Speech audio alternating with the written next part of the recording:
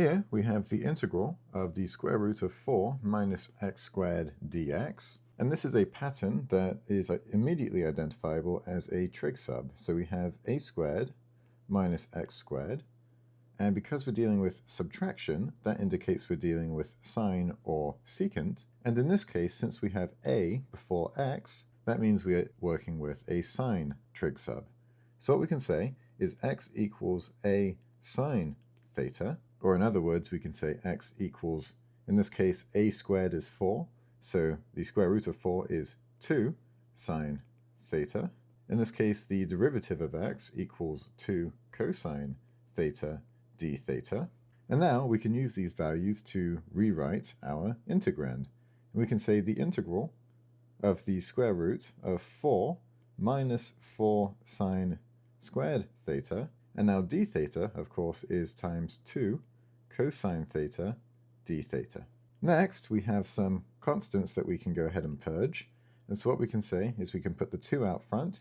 We can multiply it now by the square root of 4, which is also 2. And then we can multiply that by the integral of the square root of 1 minus sine squared theta times cosine theta d theta.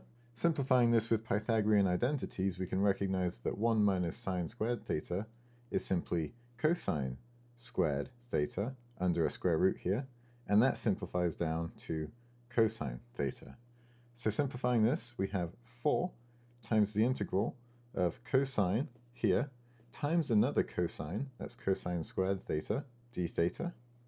And now we have a trig entity here, which is squared, and in this case it is a cosine squared, and that means we can use a cosine double angle identity to step this down. And so that identity rewrites this as 4 times the integral of 1 plus cosine 2 theta all over 2 d theta.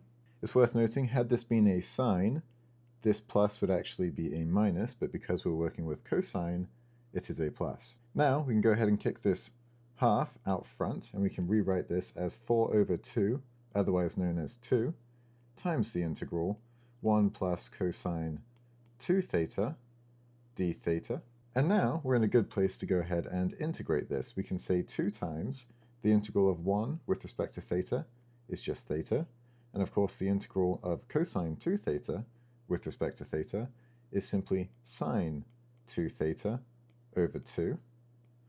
And because this is an indefinite integral with no limits, we have to add a constant at the end. And finally now, I'd like to go ahead and distribute this 2. So we'll have 2 theta plus, that 2 will cancel with that 2, sine 2 theta plus c. And now what we have to do is we have to rewrite things in terms of x. Because at the beginning here we were in x, and we changed it here to be in terms of theta. So if we pull that down, x equals 2 sine theta, we can say x equals 2 sine theta. Now we can solve for theta. And in this case, because we have a 2 theta here, and our theta solution won't plug in easily to that, I'm actually going to go ahead and split that up a bit. I'll say 2 theta plus 2 times now sine theta cosine theta plus c. And we can solve for theta here by saying sine theta equals x over 2. And of course in this case that means that theta equals arcsine of x over 2. And so we can go ahead and plug in this value here and this one here. We can rewrite this so far as 2 times arcsine x over 2 plus 2 times sine theta equals x over 2, and then we'll multiply that once more by cosine theta. And to solve for cosine theta, we need to draw a triangle. And so drawing that, we have our angle here, this is theta, and of course sine theta, which is opposite over hypotenuse, is x over 2. If we call this y for the time being, we can say that 2 squared, which is 4, equals x squared plus y squared. Solving now for y, we get y equals 4 minus x squared under a radical. So this is simply the square root of 4 minus x squared. And now we need to find cosine theta, which is adjacent over hypotenuse. And so we'll put the square root of 4 minus x squared over 2 in here. And we'll close all those parentheses.